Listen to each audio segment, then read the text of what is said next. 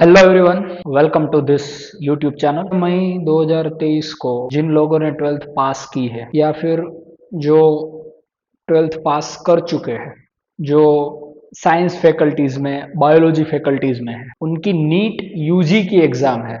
एक ऐसी एग्जाम जो हर कोई का सपना होती है कि हम क्रैक कर ले, अपनी ड्रीम कॉलेज में, अपने ड्रीम कोर्स एमबीबीएस में एडमिशन ले ले। तो मैं आज आपको वही स्ट्रेटेजी बताऊंगा। आगे का एक महीना आपको क्या करना है और आपको उससे भी ज्यादा इंपॉर्टेंट है क्या नहीं करना है। So what is the important for you to do to crack NEET UG examination. देखिए, पहले तो नीट यूजी का पेपर 180 क्वेश्चन से बनता है। 90 questions from biology, 45 questions from chemistry, 45 questions from physics. हमारे समय में क्या होता था कि 180 क्वेश्चंस आते थे और उसमें से ही काउंट किए जाते थे। पर अब क्या हो गया है कि 20 क्वेश्चंस ऑप्शन में एक्स्ट्रा उन्होंने दे दिए हैं, जिससे कि आप 20 क्वेश्चंस को ऑप्शन में निकाल सकते हो, वो जो अगले के 180 है उसमें, और आप अपना अच्छा स्कोर कर सकते हो। देखिए, जो इंपॉर्टेंट है वो है कि नीट के पेपर में जो रिजल्ट, डिजायरेबल रिजल्ट कहते हैं हम लोग, वो रिजल्ट अभी 550 मार्क से ऊपर चला गया है। मतलब कि अगर आपको 600 के ऊपर मार्क आते हैं तो आपको एक अच्छी गवर्नमेंट सीट मिल सकती है। तो इम्पोर्टेंट क्या है कि हम वो करें कि जिससे हम वो टारगेट के पास आसानी से पहुंच पाए, और क्या रास्ता है आखिरकार कि हम वो टारगेट को अचीव कर पाए। तो पहले तो देखिए, आपको सबसे ज्यादा स्ट्रॉन्ग पोर्शन अगर कोई पेपर में करना है तो वो है बायोलॉजी, क्योंकि 90 क्वेश्चंस बायोलॉजी में से आएंगे और 360 मार्क होंगे। और अगर आपको 600 के ऊपर स्कोर करना है तो उसका मीनिंग ये है कि आपको बायोलॉजी में 300 के ऊपर स्कोर चाहिए ही चाहिए। कुछ लोग होते हैं जो 600 मार्क लेते हैं, बायोलॉजी में 330, 340, 350 का स्कोर भी कर लेते हैं। तो मिनिमम रिक्वायरमेंट अगर आपको 600 मार्क चाहिए नीट में, तो उसकी जरूरत यह है कि आपको बायोलॉजी में 300 प्लस का स्कोर आए। और उसके बाद दो सब्जेक्ट बच जाते हैं, केमिस्ट्री और एक है फिजिक्स। उन दोनों में जो पोर्शन होता है वो 180 मार्क्स का रहता है। तो आपको क्या करना है कि आपको केमिस्ट्री और फिजिक्स दोनों में 150 प्लस का स्कोर करना है। मतलब कि आपको दोनों पोर्शन में 150 प्लस का स्कोर आना चाहिए।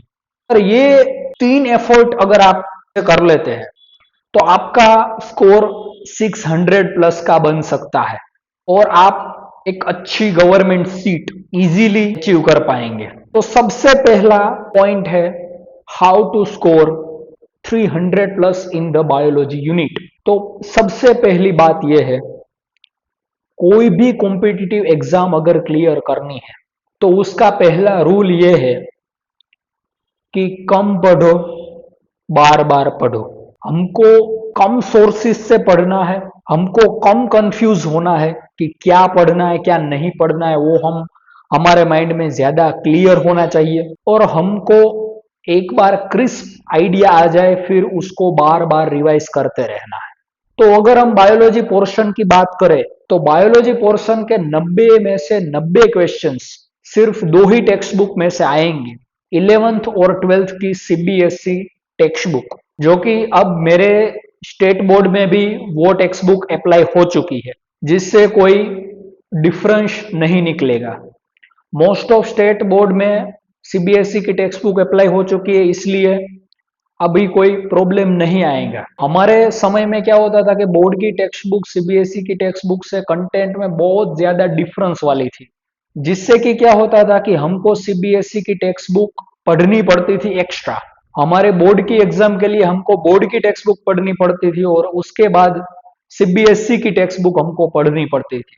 पर अभी क्या हो गया है कि मोस्ट ऑफ स्टेट्स बोर्ड में सीबीएसई की टेक्स्ट बुक ट्रांसलेटेड फॉर्म में आ गई है, जिससे कि क्या हुआ है कि अब वो डिफरेंस निकल गया है। तो सबसे इंपॉर्टेंट बात यह है, अगर आप नीट यूजी को अपना डिजायर्ड स्कोर क्लियर करना चाहते हैं तो आपको अपना बायोलॉजी स्ट्रांग बनाना होगा। और बायोलॉजी सिर्फ एक ही बाबत से स्ट्रांग बनेगा, आपको बार बार जो दो टेक्स्ट बुक्स है, एक 11th की टेक्स्ट बुक और एक 12th की टेक्स्ट बुक, उसको बार बार पढ़ना है, उसको बार बार रिवाइज करना है, उसकी एक एक लाइन आपको क्लियर होनी चाहिए, क्योंकि एमसीक्यूज क्वेश्चंस उसकी एक एक लाइन में से उसके साइंटिस्ट के नाम, उसके साल भी कभी कभी पूछे गए हैं। तो आपको ये क्लियर होना चाहिए बायोलॉजी में कि अगर किसी भी लाइन में से घुमा फिरा करके भी क्वेश्चन आएगा तो भी मैं आंसर कर पाऊंगा। इस लेवल का कॉन्फिडेंस जरूरी है। उसके बाद अगर बायोलॉजी में आपको एक्स्ट्रा करना है तो क्या करना है, जब आपके लिए वो दो टेक्स्ट बुक बायोलॉजी के क्लियर कट हो जाए, उसके बाद अगर आपको एक एक्स्ट्रा काम करना है तो वो ये है, प्रीवियस ईयर के जो लगभग लगभग 10 साल के पेपर है उसमें जो बायोलॉजी के अंदर क्वेश्चंस पूछे गए हैं वो आपको एक बार देख लेने हैं, वो आपको एक बार सोल्व कर लेने हैं, जिससे कि आपको ये आइडिया आएगा कि कौन कौन से टॉपिक बार बार रिपीट हो रहे हैं, कौन कौन से टॉपिक में से क्वेश्चंस ज्यादा आ रहे हैं और कौन कौन सा टॉपिक इंपॉर्टेंट है। तो ये आपको सबसे पहला काम करना है। तो पहले तो सीबीएसई की टेक्स्ट बुक क्लियर कर लो और उसके बाद जो बायोलॉजी के प्रीवियस ईयर के क्वेश्चंस है वो रिवाइज कर लो। अब आते हैं हम केमिस्ट्री पर। देखिए केमिस्ट्री में 3 पार्ट्स होते हैं, physical chemistry, organic chemistry, inorganic chemistry. Inorganic chemistry is a type of mug up, आपको वो रटना पड़ेगा क्योंकि डायरेक्ट क्वेश्चंस आते हैं, उसमें कुछ बहुत कंसेप्चुअल थिंग नहीं है, उसमें इंफॉर्मेटिव पैटर्न के क्वेश्चंस आते हैं। तो आपको इनऑर्गेनिक केमिस्ट्री को रिवाइज बार बार करना पड़ेगा और उसको ज्यादा से ज्यादा देखना पड़ेगा और उसके प्रीवियस ईयर के क्वेश्चंस आपको करने पड़ेंगे।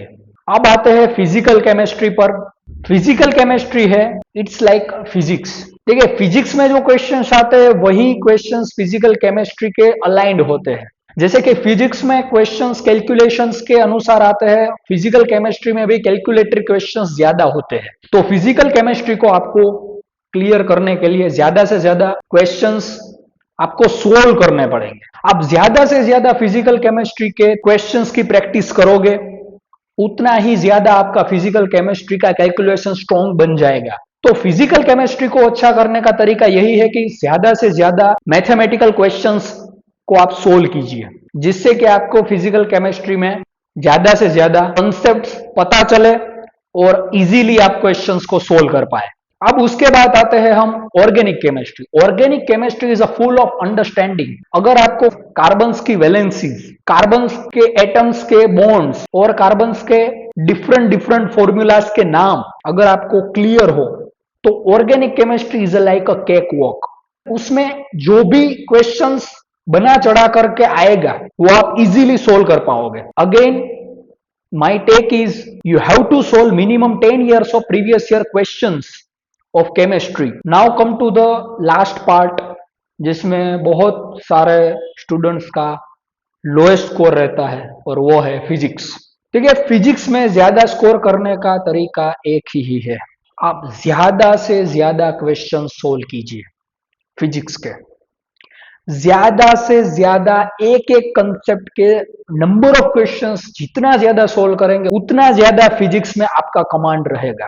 तो the most important thing to score very well in physics is to practise more and more questions, more and more calculations, more and more concepts. Or again my take on third subject of physics is solve minimum 10-year question papers. So that is very important from the physics point of view. Again physics और chemistry में आपको अपनी text book को clear cut होना ही चाहिए। Text book के concept सभी आने चाहिए और आपको ज्यादा से ज्यादा कैलकुलेशंस करनी चाहिए in the matter of physical chemistry and physics is concerned. तो अगर आप ये करेंगे और फिर आपको देनी है ग्रांड टेस्ट, लास्ट 10 डेज में ज्यादा से ज्यादा ग्रांड टेस्ट दीजिए। मोस्ट ऑफ स्टूडेंट्स तो अभी भी ग्रांड टेस्ट दे रहे होंगे और अपने स्कोर का असेसमेंट कर रहे होंगे। जिन लोगों ने 1 साल का ड्रॉप लिया है गवर्नमेंट मेडिकल कॉलेज में एडमिशन के लिए, तो उन लोगों को मैं कहना चाहता हूँ कि ज्यादा से ज्यादा ग्रांड टेस्ट दीजिए, ज्यादा से ज्यादा अपना असेसमेंट कीजिए। और जो लोग पहली बार नीट देने वाले हैं उन लोगों के लिए कहता हूँ बहुत इजी है ये क्रैक करना। बस आपको प्रेजेंस ऑफ माइंड रखना है और आपको अपने आप पर कॉन्फिडेंस रखना है। आपका जो ग्रैंड टेस्ट का स्कोर रहेगा वही एग्जाम में रिफ्लेक्ट होगा। Never ईवर think that it is something different. हमेशा ये याद रखिए कि जो ग्रैंड टेस्ट में आ रहा है, जो प्रीवियस ईयर के क्वेश्चन सोल्व किए हुए हैं, उन टॉपिक्स में से बाहर पेपर जाने की संभावना लगभग लगभग 0% है। तो जरूरी यह है कि हम ग्रांड टेस्ट पर फोकस करें, हम अपने प्रीवियस ईयर के क्वेश्चंस पर फोकस करें, हम अपने बेसिक टेक्स्ट बुक पर फोकस करें, बजाय कि हम किसी दूसरा मटेरियल लेके पढ़े। हमको अपना बेसिक मटेरियल ही पढ़ना है और बार बार रिवाइज करते रहना है। और वीडियो की शुरुआत में मैंने कहा था कि कोई भी कॉम्पिटिटिव एग्जाम को क्रैक करने का एक ही तरीका है और वो है कम पढ़ो, बार बार पढ़ो। कम पढ़ना है, वही पढ़ना है जो एग्जाम के लिए मोस्ट इंपॉर्टेंट है। एग्जाम में वही पॉइंट्स आएंगे जो आपने पढ़े हैं, जिसमें से प्रीवियस ईयर में क्वेश्चंस निकल रहे हैं वही क्वेश्चंस आएंगे। तो those who are appearing for this year NEET UG exam, all the best from my side. Thank you so much everyone.